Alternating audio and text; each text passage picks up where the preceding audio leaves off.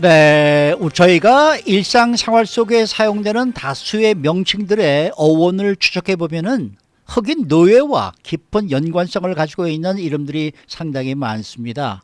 우리가 모르고 사용했던 명칭들의 어원에 대해서 좀 알아보겠는데요. 전화에는 저희 라디오 코리아 주말 방송 위클리 매거진을 진행하시는 교정치과 전문의 문대원 박사 연결되어 있습니다. 안녕하십니까? 안녕하세요. 네. 자, 이 흑인 노예 제도는 미국 역사의 아픈 일부분 가운데 하나인데 현재도 좀 진통이 계속 이어지고 있습니다. 그렇습니다. 오히려 요새 와서 더 그런 것 더 같은데요. 하죠? 네. 예, 미국이 지금 전국적으로 이 진통을 겪고 있는데 아무래도 뭐 불평등, 인권 평등을 부르짖고 또 이 경찰의 강압 진압 이런 것들이 다 얽혀져 있는데 사실 이 현재 미국에서 모든 분야에서 흑백 차이는 여전히 존재합니다. 네. 한 예가 있는데 예를 들어서 맥도날드 같은 그 프랜차이즈들을 소유하고 있는 사람들 있지 않습니까? 네. 그 흑인 오너들도 있을 텐데 이 흑인 오너들이 소유하고 있는 맥도날드가 매상이 제일 좋지 않은 것들만 줬다는 그런 얘기도 있습니다. 아하. 그런데 여러모로 차이가 많은데 이런저런 이유로 요새 주위의 뉴스 같은 거 보면 역사적인 인물 동상이나 뭐 남부 상징 그 컨페더레이트 그 깃발 같은 거 이런 것들이 차례로 내려지고 있죠. 그리고 널리 알려진 회사 이름이라든가 또 우리 귀에 익숙한 그 브랜드 네임들이 점점 바뀌고 있는데 그렇죠, 그렇죠. 예를 들어서 그 엉클 벤이라는 이름 들어보셨죠? 네네네. 그리고 또 앤트 제마마 이 네네. 시럽 이름으로 알고 있는데 옛날에 이 노예들 다 엉클 탐스 케빈 그러듯이 뭐 엉클 앤트 이런 걸 많이 붙였나 봐요. 네. 그리고 음악 그룹 중에서도 레이디 앤트벨롬이라는 것이 있고 또 아하. 딕시 칙스라고 있는데 요새 이런 것들이 다 말썽이 돼가지고 줄여가지고 레이디 L 아니면 또 칙스로 이렇게 바꿨다고 하는데요. 아하. 아하. 미국이라는 국가가 뭐 역사가 뭐 한국이나 다른 나라에 비하면 역사가 짧은 곳이지만 이 흑인 노예 제도는 정말 이 수치스러운 역사로 남아 있는데요. 근데 이 미국이 이렇게 파워풀한 나라로 되는데 이 노예 제도가 아주 필수적이었다고 합니다. 그때 당시에는. 근데 이렇게 뭐 150년, 200년이 지난 오늘날 와가지고 이걸 모든 것을 파헤쳐서 바꾸기는 절대 쉬운 것이 아니죠. 이렇게 노예 제도에 연관된 이제 이름 몇 개를 이제 살펴보는 시간을 오늘 갖도록 하겠습니다. 네. 네. 자, 그러면은 흑인 노예 제도와 연관된 명칭 어원. 첫 번째로 뉴욕 라이프 인슈런스 컴퍼니가 있다는데요. 이건 어떻게 연관이 돼 있는 거예요? 그러게요. 이 뉴욕 라이프 그러면 뭐 한인들 다 아실 테고 저도 뭐 개인적으로 여기서 일하시는 분도 한 몇 분 아는데요. 네. 아마도 미국에서 가장 최규모 생명보험 회사라고 해도 과언이 아닌데요. 그런데 이 뉴욕 라이프가 이 옛날에 노예 제도에 연관이 있습니다. 바로 뉴욕 라이프는 아니고 아하. 뉴욕 라이프의 전신 회사가 있는데 그 이름이 Nautilus Insurance Company라고 부르는데요. 아하. 이 생명보험 회사들은 이 노예들에게 생명보험 폴리시를 팔고 나중에 이 노예들이 죽은 이후에 생명보험금을 노예 주인들이 가져가게 해준 역사를 인정했습니다. 아. 기가 막히죠. 네. 이것은 2001년에 뉴욕 라이프가 그 뉴욕 퍼블릭 라이브러리에 보관된 기록을 내보이면서 그때 당시 노예 주인들에게 이런 식으로 팔린 보험 폴리시를 내놓은 것이죠. 네, 말씀드린 대로 이 노틀러스 인슈런스 컴퍼니는 1846년에서 48년 기간 동안 이 노예들에게 발부한 것을 인정하고 역사상 아주 수치스럽고 고통스러운 역사다라고 얘기를 하고요. 이제는 우리는 투명성 있게 밝힌다고 아주 후회스러운 결정이었다 이렇게 말을 했는데요. 아, 그렇군요. 예, 그 기록에 의하면 이 기간 동안에 500개 이상 폴리시가 이런 식으로 팔렸고요. 네. 그리고 결국 사망해서 사망금을 내준 케이스는 15명으로 기록되어 있습니다. 그래서 이 뉴욕 라이프는 이제 175년의 역사를 가지고 있는 회사로서 이런 과거, 수치스러운 과거를 뒤로하고 다방면에 흑인 커뮤니티에 그 지지를 한다고 말했고요. 정말 그때 당시는 흑인 노예는 소유물이나 마찬가지로 정말 사고 팔고 했는데 이 생명보험까지 들어서 나중에 죽었을 때 그 주인에게 혜택이 돌아간다는 게 참 끔찍하죠. 아, 끔찍하네요, 정말. 네. 근데 술 이름도 있어요. 이 잭 다니엘스 테네시 위스키. 저도 가끔 한 그렇죠. 잔씩 마셔보는 그런 위스키인데 이게 또 흑인 노예 제도와 어떤 연관성이 있는 겁니까? 이거 뭐 미국을 대표하는 위스키죠. 그럼요. 이 잭 다니엘스 테네시 위스키는 사실 이건 뭐 흑인을 뭐 아주 뭐 나쁘게 뭐 한 거는 아닌데 이 얘기가 정말로 이 잭 데니엘 위스키를 만드는 이 비법, 위스키를 만드는 비법을 알고 보니까 그 노예로 있었던 네이선 니어리스트 그린이라는 흑인 노예에게서 나온 것이라고 합니다. 아하. 그래가지고 원래 이 루터런 목회자가 이 노예 그린을 데리고 있으면서 위스키 만드는 일을 담당시켰는데 나중에 이 잭 데니엘이라는 사람이 진짜 사람 이름인데요. 어허. 이 회사를 구입을 했죠.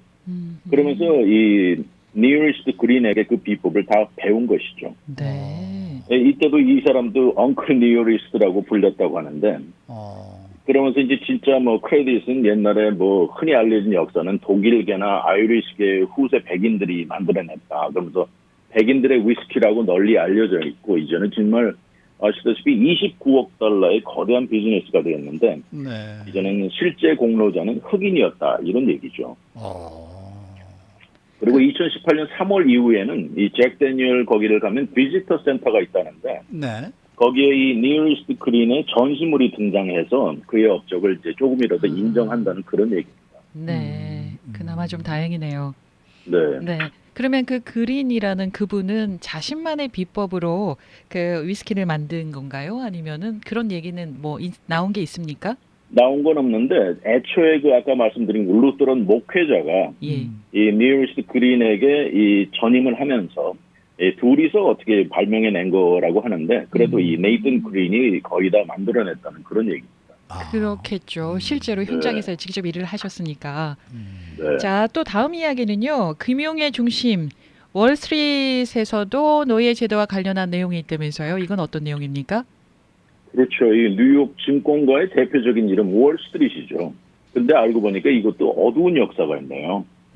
지금 뭐 월스트리트 그러면 뭐 전 세계 최고 주식 거래소라고 하는데 그렇죠. 이것도 사실은 1711년에서 62년까지 51년 동안 그곳에서 아주 활발한 이 스탁 마켓이 아니고 노예 마켓인 역사를 가지고 있습니다. 아, 네. 하하. 최근 들어서 그 월스트리트하고 거기 가면 펄스트리트이 있는 그 코너에 예전에 그 자리가 노예 마켓이었던 그 역사를 되살리면서 거기다 플래크를 설치했다고 하는데요. 이때 1711년에 노예 시장이 처음으로 이제 문을 열고 공식으로 인정됐고 원래 뉴욕시는 그 역사를 살펴보면 그 네덜란드 계통 이민자들이 정착해서 시작한 역사가 있습니다. 저도 뉴욕에 잠깐 살 때 보면 그곳에 암스테르담이라는 지역 이름이 있는데 네. 이 1624년에 뉴 암스테르담으로 정착하면서 이곳에서 바로 이제 흑인 뭐 남성 여성 아이들까지 뭐 다 거래가 되면서 그렇게 사온 노예들을 뭐 노동에도 쓰고 농사 짓는데 모두 동원하면서 이 맨하탄이 그 주위 성공에 큰 몫을 했다는 얘기인데요. 1966년에 영국이 이 지역을 차지하면서 이제 노예 시장이 아주 공식적으로 정식으로 형성이 돼가지고 그 전에는 그냥 노예를 데리고 나와서 길거리에서 이렇게 흥정이 이루어지고 그랬는데 이제는 완전히 그 마켓에 데리고 들어가서 노예를 주고받고 사고 팔고 그런 일이 벌어진 곳이 바로 이곳입니다. 그래가지고 2015년에는 지금 현 뉴욕 빌 디블라지오 시장이 월스트리트 노예거리 역사는 현 우리 역사의 최악의 한 부분이라고 그때 당시를 후회하는 그런 얘기를 하기도 했습니다. 네, 지역적으로나 뭐 그때 상황으로 보나 뭐 세계적으로 가장 큰 노예 시장이었지 않았을까라고 가늠을 한번 해봅니다. 네. 아니 그런데 그러한 지금 이러한 이제 이 월스트리트라든지 이런 이제 얘기를 해주시니까 한편으로는 좀 모골이 송연합니다. 그러게요. 네, 너무나 그러네요. 충격적이에요. 그런데 네. 지금 또 더 충격적인 게 이 백악관, 화이트 하우스, 또 국회의사당, US 캐피톨 빌딩 이것도 또 무슨 문제가 있다면서요?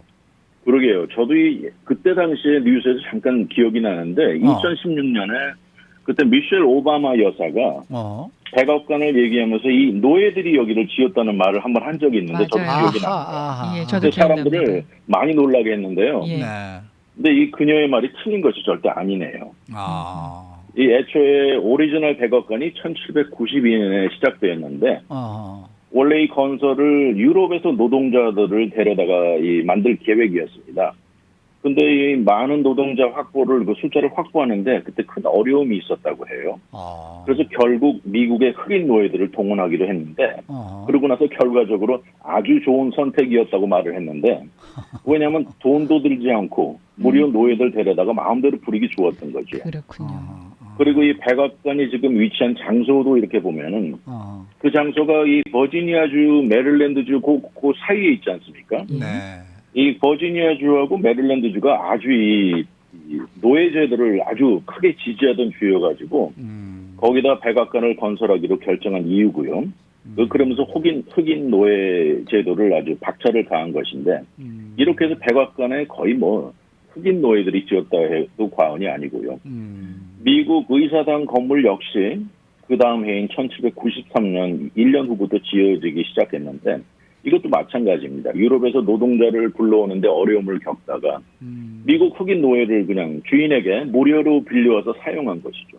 완전히 물건 무료로 빌려주는 것이 소유하고 있는 물건을 뭐 가져가서 좀 사용하세요 이렇게 주는 것인데 결국 미 의회도 지난 2012년에 이 미국 의회 건물을 지은 노예들을 안월하기도 했습니다. 네. 아까 말씀하신 대로 정말 이 등골이 오싹하다 그러셨는데 이런 일을 보고 조지타운에 역사학 교수가 있는데요.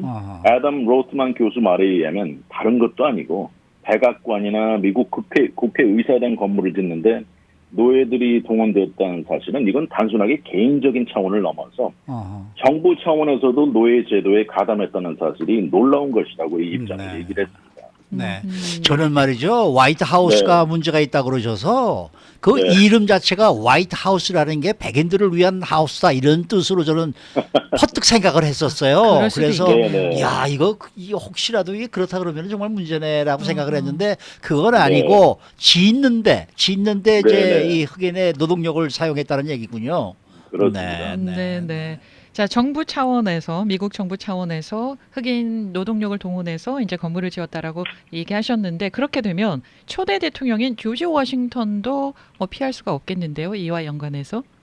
그러게요. 여기 또 초대 대통령 조지 워싱턴 이름이 올라와 있네요. 여러분 우리 1달러짜리 지폐를 보면 조지 워싱턴 대통령 얼굴이 있는데 노예와 깊은 연관된 사실이 많이 있습니다. 많이 있어요. 그때 당시에는 이 워싱턴 DC에 이렇게 영향력이 있는 모든 사람들은 노예를 거느리던 사람들이었습니다. 근데 이제 여러 가지 얘기들이 알려졌는데 그중에 한 가지는 워싱턴 대통령이 치아 건강이 아주 좋지 않았던 모양이에요. 이 얘기는 물론 증거가 있는 얘기는 아닌데요. 잃어버린 치아를 대체하느라고 그때 당시 뭐 나무를 깎아 만들기도 하고 또 바다 코끼리라고 부르는 월러스라고 있죠. 월러스 이빨을 사용하기도 했고 코뿔소 그런데 심지어 흑인 노예의 치아를 빼서 이용하기도 했다는 말도 있을 정도입니다. 그랬더니 멀쩡한 노예 치아를 이 조지 워싱턴 대통령에 사용하려고 뭐 무작위로 뽑았는지 그건 제가 잘 모르겠습니다만은 이 노예들을 두고 주인들이 마음대로 하는 거죠. 그리고 1793년에 이 워싱턴 대통령은 퓨지티브 액트법에 사인하면서 혹시 도망친 흑인 노예가 있으면 그걸 잡아서 다시 본인의 소유물로 처리할 수 있는 권한을 준 법에도 사인까지. 물론 이런 말이 뭐 다 200여 년이 지난 오늘날은 그때 당시 이런 것들 그때는 정상적이었겠죠. 그렇겠죠. 이걸 현대의 잣대로 판단한 게 물론 무리가 있는 것은 사실인데 그런 차원으로 보면 아마도 미국 역사에 이 모든 대통령들이 도마에 올라야 할지도 모를 일인데 또 가장 최근 대통령으로서는 얼마 전에 뉴스에서 들으셨지만 우드로 윌슨 대통령도 비난의 거론이 되고 그때 그 프린스턴 대학 총장을 지날 때 여러 차원에서 윌슨 대통령도 비난을 받는 그런 얘기도 있었고요. 정말 이 힘들고 미국 역사에 가장 치명적인 오점을 남긴 이 흑인 노예제도. 어떻게 보면 이미 미국은 흑인 대통령을 선출하고 재임까지 임기를 마칠 시점인데 근데 오히려 요새 와서 이 흑백 이슈가 더 크게 진행되는 것이 진통을 겪고 있습니다. 오늘 말씀 잘 들었습니다. 네, 감사합니다. 네, 오늘은 레드코리아 주말 방송 위클리 매거진을 진행하시는 교정치과 전문의 문대원 박사와 함께했습니다.